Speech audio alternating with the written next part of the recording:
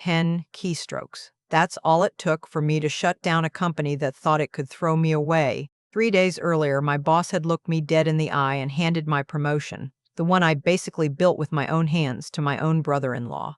I didn't argue. I didn't cry. I unclipped my badge, set it down on the table in front of him, and walked out without saying a single word. Then I went home, opened my laptop, and quietly pulled the plug on the system running their entire company. My name is Clara. I'm 33 years old. For most of my adult life, I was the daughter who worked twice as hard as everyone else and never got a single word of thanks for it. This is the story of the week that changed all of that. The week my own family finally found out exactly who they'd been underestimating. If you've ever sacrificed something you earned just to keep the peace in a toxic family, stay with me. The boardroom at Apex Tech Solutions had glass walls on every side, the kind of architecture meant to say we have nothing to hide. It was a lie, of course. Glass walls just mean everyone can watch you get humiliated in high definition. I sat with my hands folded in my lap, spine straight, ankles crossed, the posture I'd trained into my body over a decade of swallowing things I wanted to scream. Which is exactly why we feel this transition is the best move for the company. He said it the way men like him always do, like he was doing me a favor by explaining my own demotion to my face. Donovan was 55, silver at the temples, the kind of executive who'd spent so many years being agreed with that he no longer noticed when a room went quiet out of fear instead of respect. He reached over and shoved my annual review aside. "You're incredibly hardworking, Clara," he continued, adjusting a tie that probably cost more than my first car. I didn't gasp. I didn't argue. I turned my head, slow and deliberate, to look at the man sitting across from me. Jamal, 32 years old, my sister's husband, the man with the smile that made strangers trust him within 30 seconds of meeting him, and the kind of charm that had fooled exactly the wrong people for exactly the wrong reasons. He leaned back in his chair like he already owned it, one ankle resting on his knee, radiating the confidence of a man who'd never once had to clean up his own mess. Except I'd been the one cleaning up his messes. I'd rewritten his broken client reports at midnight so no one would notice how thin they were. I'd smoothed over 3 separate account blow-ups that would have gotten anyone else fired. I'd done it quietly, at family dinners, at holidays. Right now, all of that quiet effort was sitting across the table from me, smirking. Click. "Don't take it too hard, Clara," he said, leaning forward with an expression that was trying so hard to look like leadership, it almost looked like indigestion. "You're still an essential part of this team. I'll actually need you close by, helping me manage all those spreadsheets. You're so good with the boring stuff." I didn't cry. I didn't shout. This wasn't just an office betrayal. This was a family operation, and I finally understood the phone call from the night before. My mother, Martha, had called while I was rehearsing my final presentation for this exact promotion. Her voice had that particular urgency she only used when she wanted something. "Clara, you need to step aside on this. Jamal needs it more than you do. Olivia's 29 and pregnant. They want that 5-bedroom house in the suburbs, and Jamal needs the higher salary to qualify for the mortgage. You're single. You don't have anyone depending on you. It's your job to help your sister." She'd asked me, no, told me, to sabotage my own career so my sister could raise her child in a house funded by a man who couldn't run a basic spreadsheet formula without help. I had refused, flatly, and apparently, refusing hadn't stopped anything. It had just made them go around me. They expected me to argue, to beg, maybe to offer to train Jamal quietly while he collected the title and the raise. Donovan sat there with the calm expectation of a man waiting for an employee to accept her punishment gracefully. Instead, I stood up. I reached up, unclipped my badge from my blazer, and set it down on the table. It landed with a small, sharp smack right on top of my discarded performance review. I looked at Jamal first. His smug little smile flickered. "They were wrong. Good luck with the spreadsheets," I said. My voice didn't shake. I didn't wait for their excuses. I turned, pushed through the heavy glass door, and walked out. I was out. But I wasn't finished. Not even close. Before I tell you what happened next, I want to rewind. Not far, just far enough for you to understand why none of this was really about a promotion. I was 9 years old the first time I understood, without anyone explaining it to me, that I was not the favorite. Olivia was 4 years younger, small and round cheeked, the kind of child adults instinctively wanted to protect. I remember a school talent show when I was 11. I practiced a piano piece for 2 months, a clumsy version of a Chopin nocturne that I was secretly quietly proud of. My mother didn't come. She had a prior commitment, which turned out to be Olivia's dance recital rehearsal, held at the exact same time, for a show that was still 3 weeks away. I played my nocturne to an audience of other people's parents. I didn't cry about it until I was in the car alone 20 years later, stuck in traffic for no reason at all, and it hit me sideways like it always does. Grief doesn't wait for permission. By the time I was 16, the roles in our house had fully calcified. Olivia was the golden one. Pretty, easy to love, endlessly forgiven. I was the utility, the one who watched her when our parents went out, who helped her with homework she never did herself, who absorbed blame for things that weren't mine so the peace at the dinner table could stay intact one more night. I put myself through community college working the overnight shift at a 24-hour diner 2 towns over, the kind of job where your feet stop hurting somewhere around 3 a.m. because your whole body just gives up complaining. I saved every dollar in a battered savings account I nicknamed privately the Escape Fund. I tell you all of this not to make you feel sorry for me. I don't need that, and honestly, I don't think I even wanted it back then. I tell you this because it explains the boardroom. It explains why I didn't argue when Donovan handed my job to a man who couldn't run a pivot table. Arguing was a language I'd never really been allowed to speak at home.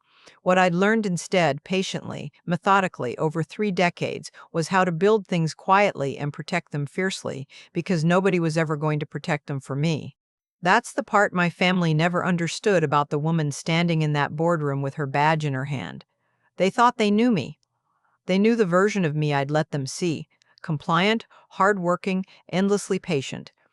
They had no idea that underneath all of that patience was someone who had spent 3 years building a legal fortress in total silence, because some part of me had always known, on a level I didn't like to admit even to myself, that eventually they were going to try something exactly like this. I just hadn't expected it to be my own sister's husband. The glass door clicked shut behind me, sealing their stunned silence inside like a snow globe. My heels struck the polished concrete floor in a clean, unhurried rhythm. I didn't run. People who run are people who are scared. I wasn't scared. I was calm in a way that felt almost dangerous, like standing very still next to something on fire. Wait. I ignored him and kept walking toward my desk, tucked in the middle of a sea of gray cubicles and humming monitors. I picked up a small cardboard box that had been sitting empty in my bottom drawer for exactly this reason. I'd packed it months ago, quietly, just in case. I started filling it. A framed photo, my favorite mug, chipped on one side from years of use.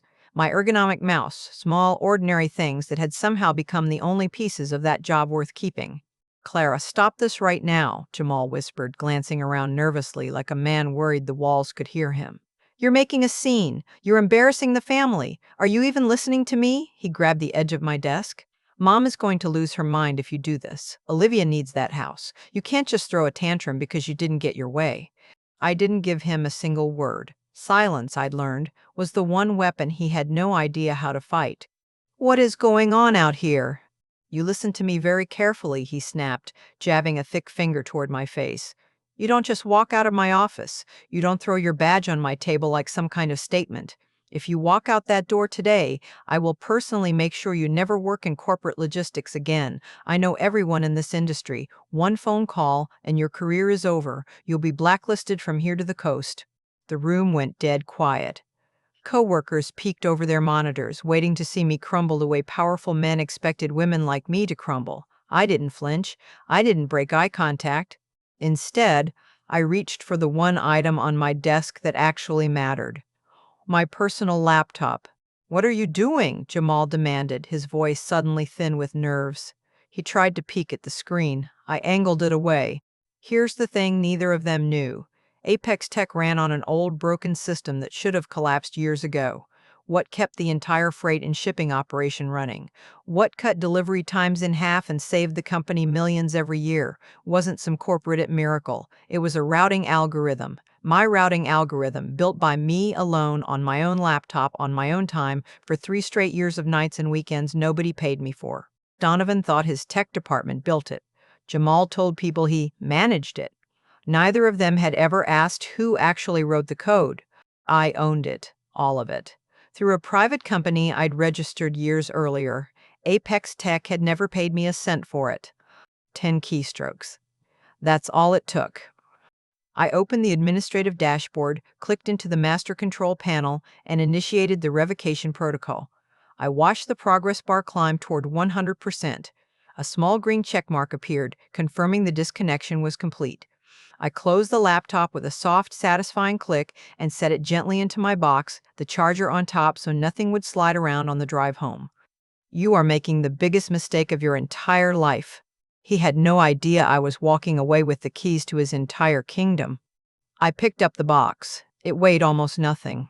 I turned to Jamal, who stood frozen in my old workspace, his arrogant posture gone, replaced by something rigid and uncertain. I gave him a slow smile, no warmth in it at all, and watched him take an actual step backward. He was starting to understand. Without me, that promotion was worth exactly nothing. I walked past Donovan without another word, my heels echoing across a silent room where no one, not one person, moved to stop me. I pressed the elevator button. The door slid open with a soft chime. I stepped inside, turned to face the office one last time as the doors closed on Donovan's furious red face and Jamal's panicked stare. The elevator ride down took 40 seconds. I didn't cry. I didn't panic. I felt something closer to relief.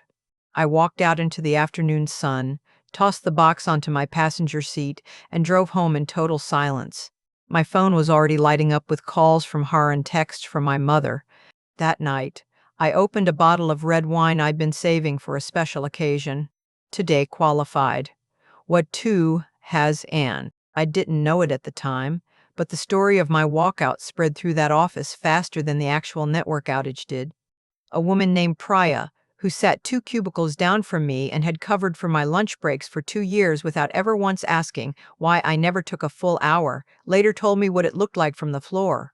She said the entire bullpen had gone silent the moment Donovan started shouting, the kind of silence where people pretend to type while actually listening to every single word. She said when I opened my laptop and started typing, nobody understood what was happening. They just saw a woman calmly doing something on her keyboard, while her boss screamed threats about blacklisting her from an entire industry. "We thought you were checking your email," Priya told me weeks later, over coffee, laughing in the disbelieving way people laugh when they finally understand a joke that had been sitting right in front of them the whole time. "None of us had any idea you basically pulled the plug on the whole company in about 30 seconds. She told me that after I left, the office had gone through 3 distinct stages of shock. First, confusion. "Half the office thinks you're some kind of criminal mastermind," Priya said. "The other half thinks you're a hero." Honestly, both halves are a little bit right. I share this not because it changes anything about what happened, but because it mattered to me, quietly, that the people who watched me pack that cardboard box didn't all assume I was the villain of the story. For years I had been invisible in that building. My apartment welcomed me with the kind of quiet I hadn't experienced in years. I kicked off my heels, dropped my blazer over the armchair, and poured a glass of wine before sitting down at my kitchen island with my laptop. It was time to review the armor I'd spent 3 years quietly building, piece by piece, in case a day exactly like this one ever came. I opened a folder labeled Nexus Freight Dynamics. That was the name of my private company, a limited liability entity I'd registered 3 years earlier, back when I first realized how badly Apex Tech systems were failing under their own weight. I remembered pitching the idea to Donovan back then, an automated routing system that could predict delays, optimize truck routes in real time, and cut fuel costs across the board. He'd laughed in my face, told me building proprietary software was above my pay grade and completely unnecessary. So I built it anyway. Weekends, evenings, coffee at midnight, code until 2 a.m. When I finished it, I quietly folded it into my own workflow, and within 2 months, my department's output had tripled. Word spread. Soon the entire company was leaning on data my system generated, and Jamal, once he arrived, was more than happy to stand in meetings. They enjoyed the results. They never once thought to ask who owned the machine. Under Nexus Freight Dynamics, I drafted a formal software licensing agreement, the kind of document most people never bother reading until it's too late. By pressing 10 keystrokes in the middle of that bullpen, I hadn't sabotaged anything. I had simply exercised a legal right that had been sitting there in black and white for 3 years, waiting. I took a slow sip of wine and let that sink in. I closed the laptop. I finished the wine, and I decided deliberately to disappear for a while. For the next 72 hours, I lived like a person with nothing to prove. No screens, no email, long runs through the park near my building, a novel I finished cover to cover for the first time in over a year, 8 full hours of sleep every night, uninterrupted by the low hum of anxiety that had lived in my chest for as long as I could remember. The anxiety of managing Jamal's disasters, smoothing over Donovan's tantrums, absorbing my mother's endless guilt. There's a particular kind of exhaustion that only shows up once you finally stop carrying something. On Saturday morning, I woke up around 6 without an alarm, out of pure habit, and lay in bed for a moment, waiting for the familiar tightness to settle into my chest, the one that used to arrive automatically, like clockwork, the second my eyes opened. It didn't come. I lay there almost suspicious of the quiet, the way you check a tooth with your tongue after a dentist appointment, testing for pain that used to always be there. There wasn't any, just soft gray morning light coming through the blinds, and the distant sound of a garbage truck 2 streets over, and nothing else demanding anything from me at all. I went for a run that stretched twice as long as usual, not because I was pushing myself, but because I simply didn't want to stop. I passed a man walking his dog, a woman doing Tai Chi near the fountain, a group of teenagers laughing too loudly for the hour. By Sunday evening, I noticed something else, a strange, low-grade guilt trying to surface, the automatic reflex of a person who has spent her whole life associating rest with selfishness. I sat with it instead of running from it. I asked myself honestly whether I owed anyone an apology for finally sleeping through the night. The world outside my apartment kept spinning. My little corner of it, for the first time in years, was completely still. Monday morning came in gently, sunlight slipping through my blinds, the smell of coffee filling the kitchen. I stretched, poured a cup, and decided the blackout was officially over. It was time to see the damage.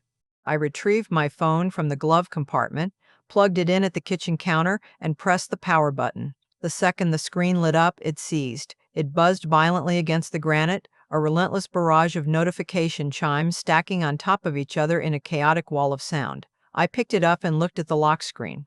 90 missed calls, 154 texts, 20 calls from Donovan, 30 from Jamal.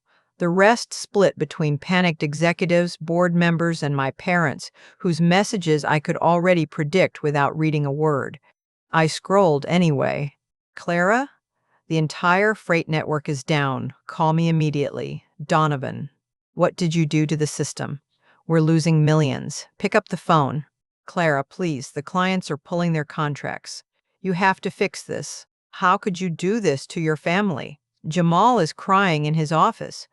Apex Tech's nationwide network had collapsed completely. Trucks sat stranded at distribution centers with no routing orders.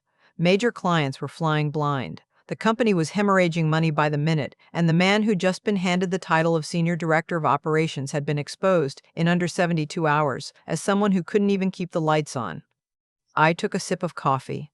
The snowball had officially started rolling downhill, and it was about to flatten every single person who had spent years assuming I'd never push back. I hadn't even set my mug down when a violent pounding shook my front door. Not a knock, a hammering, aggressive enough to rattle the picture frames in my hallway.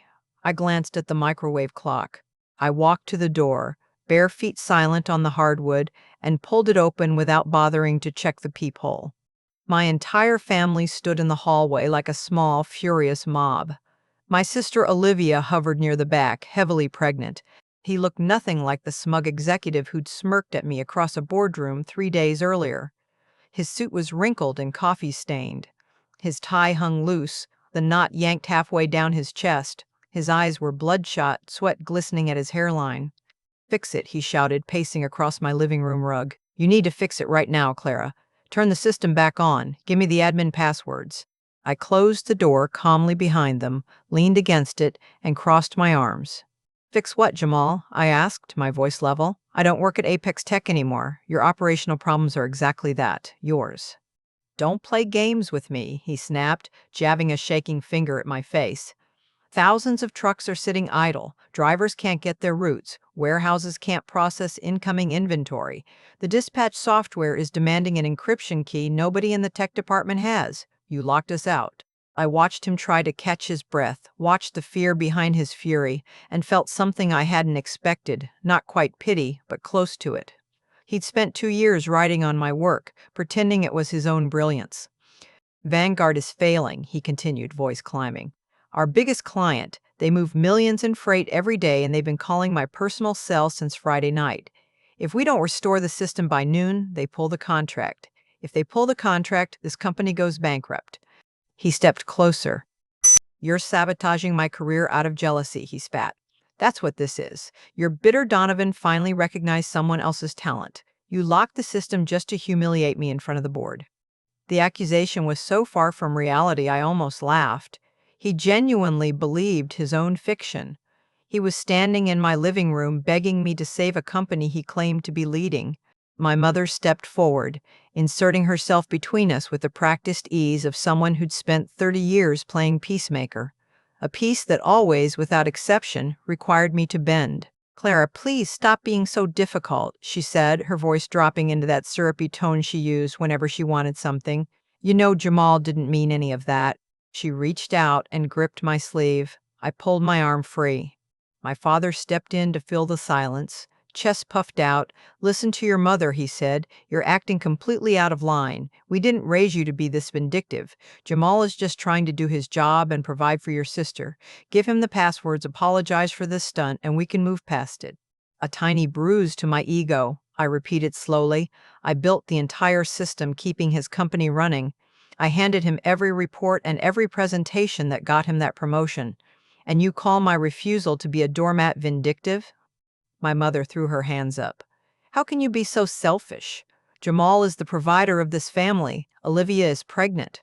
Something in me went very still and very cold. "You mean the car loan," I said, stepping toward her, "that you wanted me to pay for using my community college tuition money? The account I built working back-to-back night shifts at a diner? You wanted me to empty it so Olivia could buy a car she couldn't afford, the same year you and Dad paid cash for her graduation Mercedes. That car loan?" My father's face reddened. "Don't speak to your mother that way. We gave you everything you needed." "You gave Olivia everything she wanted," I corrected. "You gave me a roof and an endless list of demands. You built a pedestal for her and expected me to be the stairs. That dynamic is over. I won't finance Jamal's unearned success the same way I refuse to finance her cars."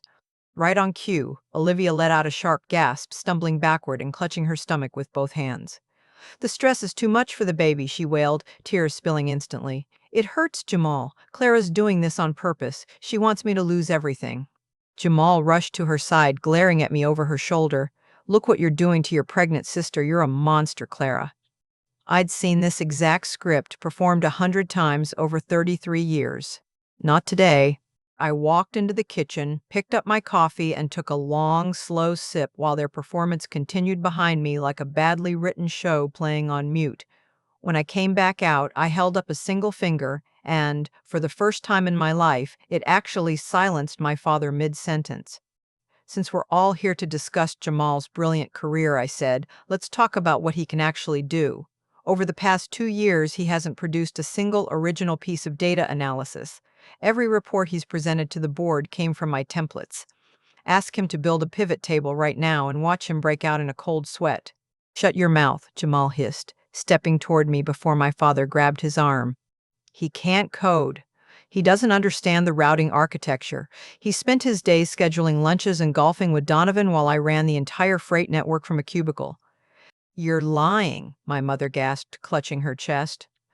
"Donovan said Jamal was brilliant at the holiday party." "I'm not lying, Mom. I'm explaining why the company is bleeding millions right now. The system running Apex Tech doesn't belong to Apex Tech. It belongs to me." The room went dead silent. "What are you talking about?" my father asked, his aggressive edge finally faltering. "You work for them. Whatever you build there belongs to them. That's how jobs work. I built it on my own time. My own laptop, right here, at this kitchen island on weekends. They never paid me for it. I never signed an IP transfer. 3 years ago, I registered a private company and filed the copyright myself. The word landed like a stone dropped into still water.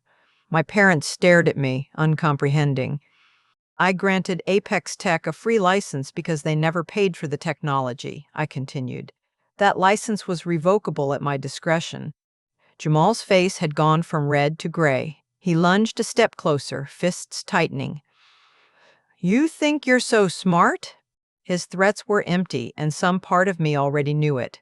But my father wasn't done trying to force my hand. He stepped forward, voice dropping into a register I recognized instantly, the one meant to end arguments, not start them. I don't care about your little software company, he said. Go get your laptop and hand it to Jamal right now. You'll do it for the good of this family's name. I'm not handing over my laptop. You'll do as you're told. He reached toward me, and that's when I pulled out my phone. I dialed 9, then 1, then 1 again, holding the illuminated screen up so all four of them could clearly see the numbers. You have 30 seconds to leave my home before I call this in as a break-in, I said calmly. I'll tell them 4 people forced their way into my apartment, and I fear for my safety. The station is 3 blocks away. My mother gasped. Try me. 20 seconds. The transformation was instant. Entitlement drained out of the room and panic rushed in to replace it. My parents had spent decades cultivating a spotless public image, and the thought of being escorted out of a building in handcuffs was more than they could stomach. Let's go, my father snapped, grabbing my mother's elbow. She's lost her mind. Olivia wailed something about hating me forever. Jamal backed toward the door, still threatening, his voice cracking. 10 seconds, I said, never breaking eye contact. They stumbled out into the hallway in a tangle of shouting and slammed doors. I locked the deadbolt, fastened the chain, and stood in my quiet living room feeling something I hadn't felt in years. I was ready for whatever came next. I had absolutely no idea yet how much was actually coming.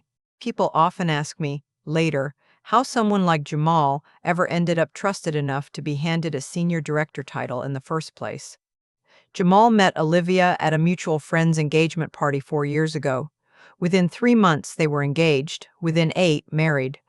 My mother adored him instantly, in the specific, uncomplicated way people adore someone who flatters them without ever once asking anything real of them. He complimented her cooking. He laughed at my father's stories, even the ones he'd clearly heard a dozen times before. What he didn't have, underneath all of that polish, was a career. He'd bounced between 3 sales jobs in 5 years, each one ending the same way: a charming start, a rocky middle, and a quiet exit dressed up as moving on to a better opportunity. When he was unemployed for 6 months straight, Olivia came to me, not our parents, me, in tears. So I did what I always did.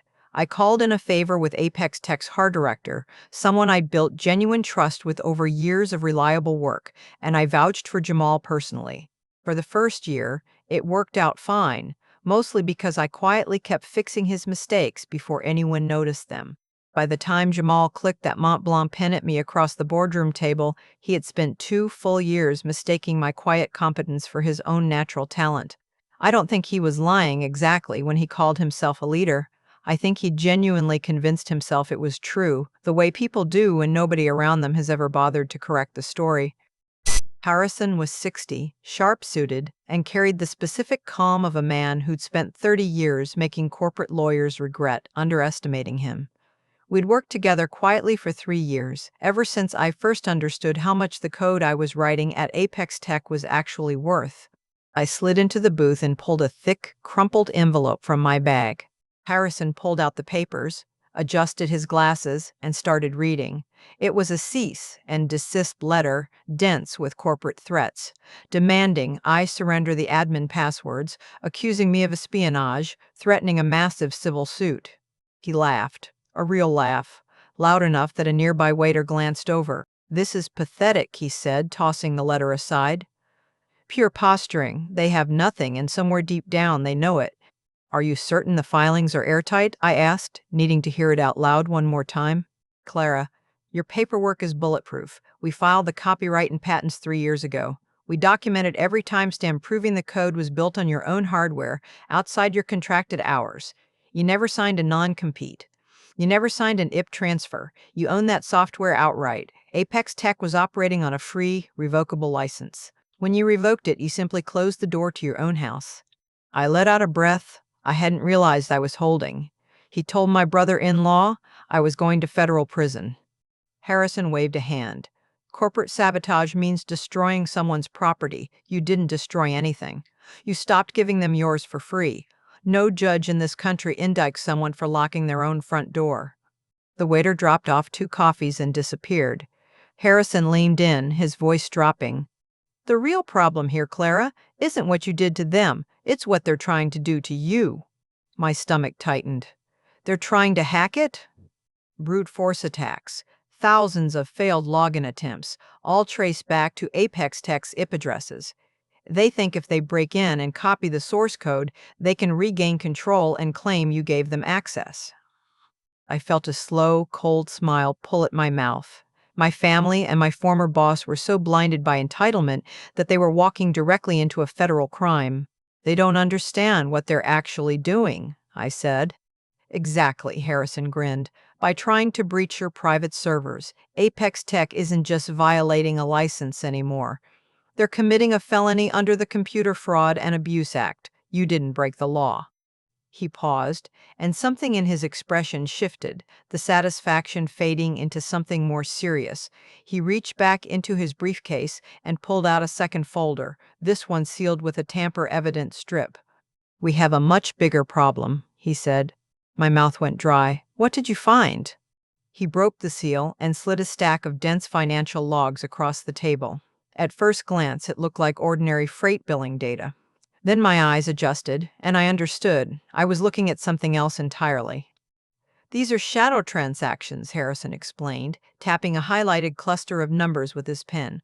Buried inside the automated billing cycle for Vanguard Logistics, your biggest client. Your brother-in-law hasn't just been taking credit for your work, Clara. I stared at the numbers as they swam in front of me. Jamal is embezzling, I said, barely above a whisper. Not a small amount either, Harrison said. Given the volume Vanguard moves daily, those fractions add up fast. Over 6 months, he's accumulated exactly $1.2 million, currently sitting in a holding account inside the corporate structure, waiting to be moved. My hands started to shake. Where is it going? That's the terrifying part. Why not? Because he needed executive security clearance he didn't have, Harrison said. And that, Clara, is the real reason you were denied that promotion on Monday morning. The realization crashed over me like a wave. The glass boardroom, my performance review tossed aside like trash, Jamal's smug pen clicking, my mother's late-night call demanding I step aside for the family. And there was worse. Harrison leaned forward, his eyes locking onto mine. He knew the missing funds would eventually surface in an audit.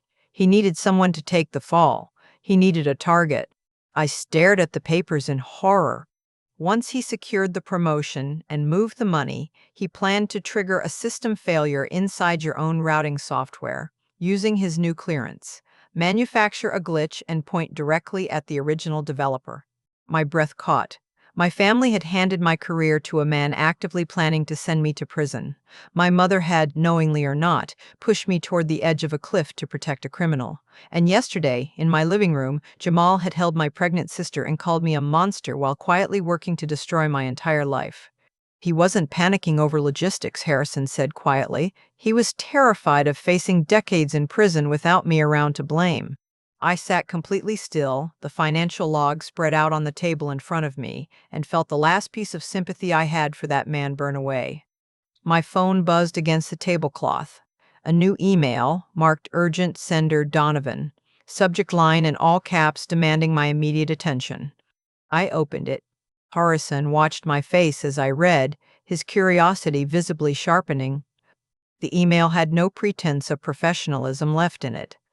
Donovan had gone straight for intimidation. Clara, due to the catastrophic nature of your unauthorized departure and the subsequent failure of our operational grid, I am officially mandating your appearance at an emergency board meeting tomorrow morning at 8 a.m. Report directly to the primary boardroom.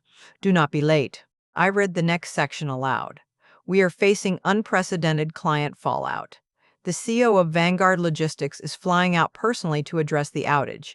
He will be present in the boardroom tomorrow morning. Apex Tech cannot afford further delays. Then came the ultimatum. You will arrive with your laptop. You will restore full operational access to the routing software immediately. You will also sign a legally binding transfer of intellectual property rights, surrendering any claim your private entity holds over the system. If you comply, we will handle your departure internally. If you refuse, we will contact federal authorities immediately and press maximum charges for corporate espionage and theft. We have the resources to ensure you spend the foreseeable future behind bars. The choice is yours. I slid the phone across to Harrison. He read it, and instead of concern, a wide, predatory grin spread across his face. "This is incredible," he said, tapping the screen. "Donovan has no idea he's dealing with an embezzlement scheme. He thinks this is just a disgruntled ex-employee holding software hostage. He has no idea his newly promoted director is quietly trying to rob his biggest client blind, and now he's put an extortion attempt in writing." I looked at the thread again. Donovan genuinely believed fear would break me, that the combined weight of a furious CO and a legal team would be enough to make me hand over a multi-million-dollar asset and walk away with nothing but a ruined reputation. "He's using Vanguard as a weapon," I said. "He wants me humiliated in front of the client. Then, once I sign out of panic, Jamal uses his clearance to finish moving the stolen money. They get the software. He gets the money. I get nothing but a broken name." "There's something else you should think about before tomorrow," Harrison said, folding his hands on the table. "Once this becomes public, and it will, the second Vanguard CEO walks into that room. You're not just going to be the woman who revoked a software license. You're going to be the person who exposed a six-figure embezzlement scheme inside a public-facing logistics company. That's the kind of story that gets picked up by industry press." I thought about it honestly, turning my wineglass slowly by the stem. He smiled, the kind of smile that told me he'd been hoping I'd say exactly that. "Good, because there's one more thing. Once Maxwell hears what Jamal did to his company's accounts, he's not going to want a quiet settlement. Corporate executives at that level don't like being embarrassed twice." "Let it ripple," I said. Harrison closed the folder and handed it back to me. "They've built a trap on a foundation of complete ignorance. They don't know we have the server logs. They don't know we know about the offshore account. And they definitely don't realize their extortion email just became our best piece of evidence." I placed the folder carefully into my bag, feeling its weight settle against my hip like something alive. "Tomorrow morning is going to be a bloodbath," I said quietly. "It's going to be an execution," Harrison corrected. "We let them set the stage. We let Donovan make his demands. We let Jamal sit there thinking he's already won, and then we drop the hammer." I picked up my purse and smiled. I crossed that line 3 days ago. I left the restaurant with the black folder secured in my bag and the strange electric calm of someone who finally knows exactly what she's about to do. Before I could focus, my phone rang. My father. I almost ignored it. "Clara, sweetheart," he said, his voice suddenly warm in a way I hadn't heard since I was a little girl, the exact tone he used on difficult clients before pushing them into a bad contract. "Your mother and I have been worried sick. We know tensions ran high yesterday, but let's fix this before it gets worse." I said nothing. "Listen," he continued, "Donovan's furious, but he's reasonable. Jamal's been pleading your case all afternoon. Just go in tomorrow morning, apologize, hand over the passwords." The audacity of it landed like a slap. He wanted me to grovel before a man actively trying to send me to federal prison, so I could go back to serving him coffee. "You're asking me to hand over my company so Jamal can pay a mortgage," I said flatly. "I'm asking you to be a decent sister." "I'm not destroying my life," I said. "I'm destroying his." I hung up. Without hesitation, I blocked him. Then my mother, then Olivia, then Jamal. The lines were officially permanently cut.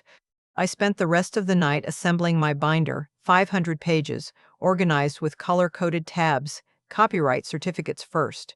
By midnight, the binder weighed nearly 10 pounds. It felt like holding a verdict in my hands. He answered on the second ring. "This is Maxwell." "Mr. Maxwell, my name is Clara. I'm the sole owner and developer of the routing software currently managing your entire supply chain." Silence on the line. "I'll be at the emergency board meeting with Donovan tomorrow at 8. I'm calling tonight to tell you the outage wasn't a glitch. It was a manual shutdown, and it happened to stop a financial theft targeting your accounts. I have the proof. I'll see you in the boardroom." The boardroom came into view through the glass. I could feel the tension radiating off the walls before I even opened the door. Inside, Donovan sat near the head of the table, flanked by three lawyers in identical dark suits, legal pads open and pens ready to draft my surrender. Board members lined the sides, watching me with open contempt. They believed they were about to watch me crumble. And there was Jamal, practically vibrating with satisfaction, dressed in a brand new Navy suit he'd clearly bought over the weekend with money he thought he'd already earned. He leaned back, ankles crossed, coffee in one hand. He looked at me and smiled, slow and victorious. He thought I'd come to cave, laptop in my bag, ready to restore the network and sign away my rights just to stay out of prison. Donovan gestured to an empty chair at the far end of the table, the seat reserved for people about to be disciplined. "Sit down, Clara," he ordered. "We have a crisis to fix and my patience is gone." I didn't move toward the chair. I walked instead to the head of the table, right beside the empty seat meant for Vanguard CO, and set the binder down with a heavy thud that made one of the lawyers jump. "I'm not sitting," I said, "and I'm not here to negotiate a surrender." Donovan's face twisted with rage. He slammed his palms against the table and rose to loom over me. He pulled out a stack of documents and slid them toward me, along with a silver pen. Jamal leaned in. "Just sign it, Clara. Think about the family. Think about your mugshot on the evening news." I looked down at the pen. I didn't touch it. Instead, I lifted the black binder and dropped it directly on top of Donovan's contract, the sound echoing through the room like a gavel. "You seem to think you have the legal high ground here," I said, my voice calm and clear enough to carry to every corner of the room. "You don't. I'm not signing your transfer. I'm not restoring your network. And I'm not going to sit here and let you call me a thief when the real criminal is sitting right across from you, wearing a suit paid for with stolen money." Jamal's smile vanished. I opened the binder and started handing out copies. Page 1. Federal copyright registration for the routing software filed 3 years ago. Page 2. Patent registration under Nexus Freight Dynamics, my company, where I'm listed as sole owner. Page 5. My original employment contract, data analyst. No clauses claiming secondary IP created outside my working hours. I built that system on my own time, in my own apartment. You never paid a cent for it. You never offered a view-out. You never offered a view-out. You just took the results and handed the credit to Jamal. Donovan turned to his lead attorney, pale. "Tell me this is fake." The lawyer flipped through the pages, pulled up a legal database on his phone, and typed in the registration numbers. The room waited in agonizing silence. Finally, he looked up. Donovan's jaw dropped. "There's worse," I said. "By authorizing brute force attacks against my private servers over the past 3 days, your IT department has been actively engaging in unauthorized cyber intrusion. That's a federal crime under the Computer Fraud and Abuse Act. You've been committing crimes this entire time." All three lawyers pulled out their phones, texting frantically to halt the attacks. Donovan slumped back into his chair. "Clara, we can fix this. We'll write you a check right now. Name your price. We'll give you the director title. We'll fire Jamal today. Just turn the network back on." "I'm not here for my job back," I said. Gasps rippled around the table. A board member dropped his coffee, dark liquid spreading across the wood. But Jamal couldn't hold his silence. He shot up so fast his chair crashed against the glass wall behind him. "You're a liar," he shouted, slamming his fist on the table. "Don't listen to her, Donovan. This is a smokescreen. She didn't shut the network down over some intellectual property dispute. She did it to hide her own crimes. For 6 months, she's been siphoning money from the Vanguard account. I found the discrepancies Friday. That's why I needed the clearance. I was building a case against her. She's the one stealing over $1 million. She's trying to extort you for $5 million to cover her own theft. Call the police. Arrest her right now." The room erupted into chaotic murmurs. Donovan lifted his head, a desperate flicker of hope in his eyes. He wanted a scapegoat so badly, he was ready to believe an accusation with zero proof behind it. "Is this true, Clara?" he demanded. "If it is, you'll never see daylight again." I didn't defend myself. I didn't need to. I just held Jamal's gaze while he breathed hard, sneering, genuinely believing his quick thinking had just saved him. One of the board members, an older woman named Vasquez, who I'd only ever seen at the annual holiday party, spoke up for the first time. Donovan, she said slowly, if what this woman is saying is true, if she really owns this software outright, then this entire board has been operating a company for 3 years without knowing what its own most valuable asset actually was. That's not a legal problem. That's a governance failure. Donovan didn't answer her. He was still staring at Jamal, something calculating and desperate flickering behind his eyes, like a man trying to decide in real time. She's lying, Jamal said again, quieter this time, less certain, sensing the room shifting under him but too far into his own story to stop telling it. Ask her to prove it. Ask her to show you the actual embezzlement logs if she's so sure I did something. I almost admired the audacity of it. Almost. I checked the clock. Exactly 8:50. Right on time. The heavy glass door swung open before I could say another word. Every head in the room turned. CEO Maxwell of Vanguard Logistics stepped through the doorway. Tall, imposing, dressed in a sharp charcoal suit, radiating the kind of authority that didn't need to raise its voice. Donovan scrambled to his feet, nearly tripping over his own shoes. Mr. Maxwell, thank goodness you're here. We were just getting to the bottom of this. We've identified the employee responsible and we're handling.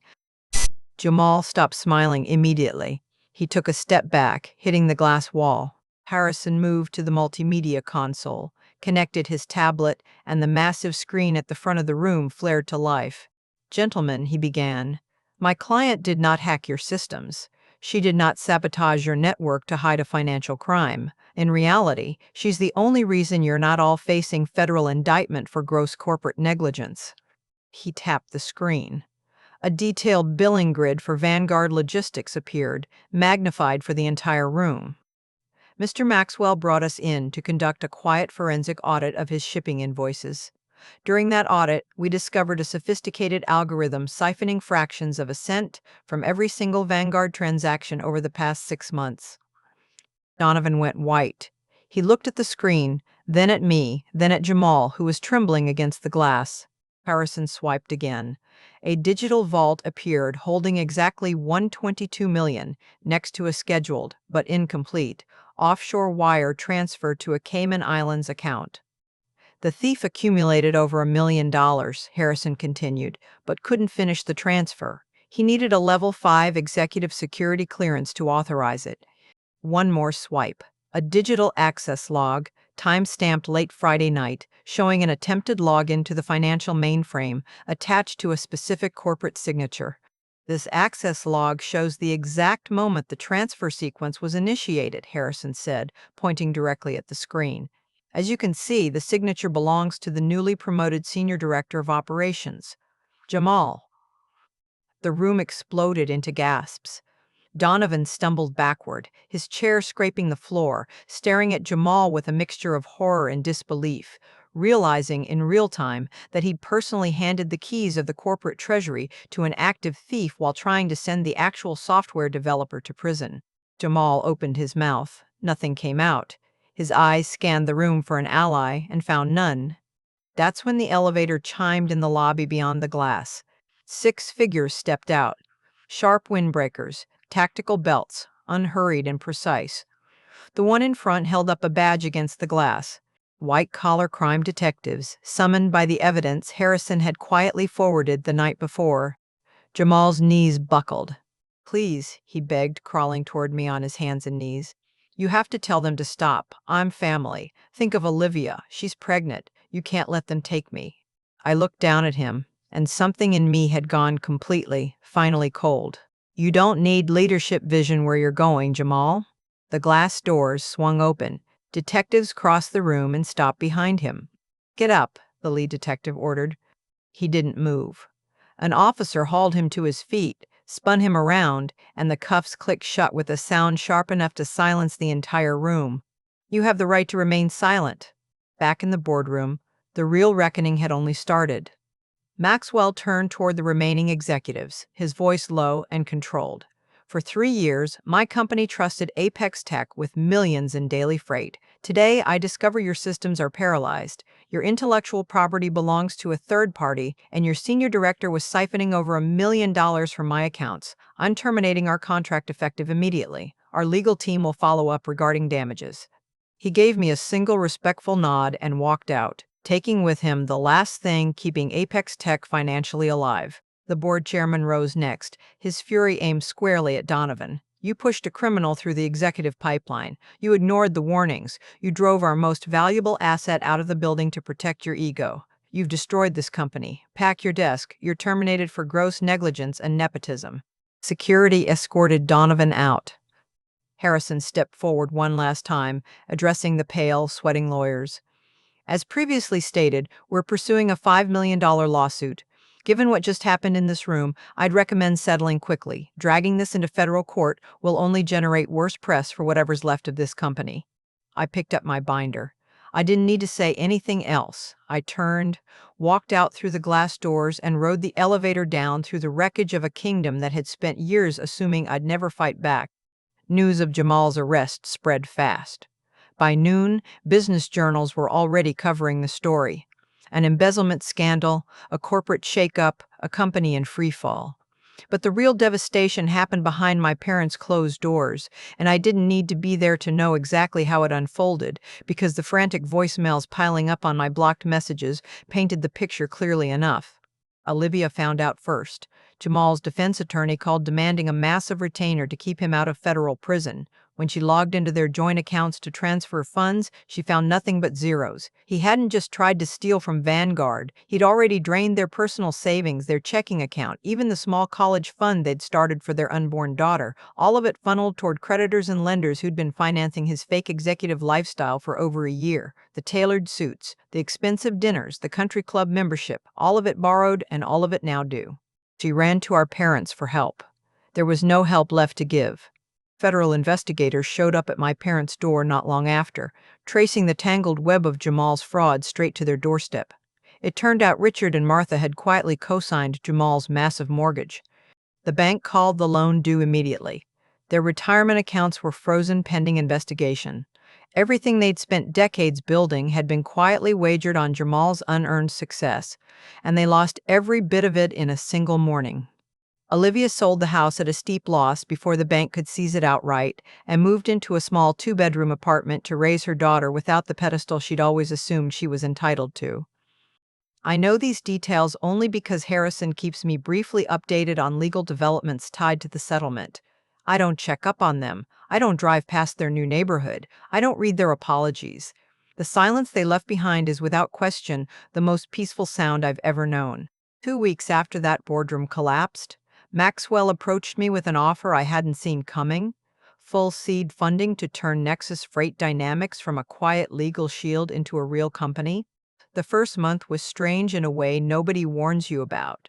I'd spent 3 years building that software entirely alone, in silence, with nobody to answer to and nobody to explain my decisions to. Suddenly, I had a term sheet, a board of my own, and a list of candidates to interview for a role I'd never had to define before because I'd always just been the role. I hired slowly, and I hired carefully. I made a point, without ever announcing it out loud, of interviewing people who reminded me of myself 5 years earlier. Quietly skilled, chronically underestimated, used to doing excellent work in rooms where nobody noticed. Priya, the woman from Apex Tech who'd covered my lunch breaks for 2 years, was the fourth person I hired. She runs our client operations team now, and she still laughs about the day she found out her old cubicle neighbor had secretly owned the software the entire company depended on. We moved into our first real office 8 months in. Modest at first, 1 floor in a converted warehouse near the river, desks from a liquidation sale, a coffee machine someone's cousin got us at a discount. It didn't matter. Every single person on that floor knew exactly what they'd built and exactly who owned it, because I made sure equity was part of every offer letter from day one. By the time we moved into our current headquarters, 3 floors, 50 engineers, a lobby with our name actually on the wall, I thought I'd left the wreckage of my old life behind entirely. I hadn't, not quite. One afternoon, my assistant's voice came through the intercom, tight with alarm. "Clara, there are 3 people in reception causing a disturbance. They followed a catering crew onto the elevator. They say they're your parents and your sister." I felt no panic, only a strange, cold curiosity. Send them back and have security standing by. They stumbled into my office moments later, and the contrast between my sleek surroundings and their exhaustion was almost jarring. My father's jacket was rumpled, his usual commanding posture gone. Clara, please, my father started. We know we have no right to be here. The banks have frozen everything. Foreclosure's already started. We can't even afford a decent lawyer for Jamal. They're transferring him to a federal facility tomorrow. Olivia slammed her hands on my desk. You have to drop the lawsuit. Their lawyers said if you withdraw the settlement, the company might survive, and if it survives, maybe they'll drop the worst charges against Jamal. You have to do it for your niece. She can't grow up with her father in prison. I felt nothing but a distant, familiar disgust. My mother clasped her hands together like she was praying. We know Vanguard is funding your new company. We just need enough to satisfy the bank before we lose the house. I let them finish.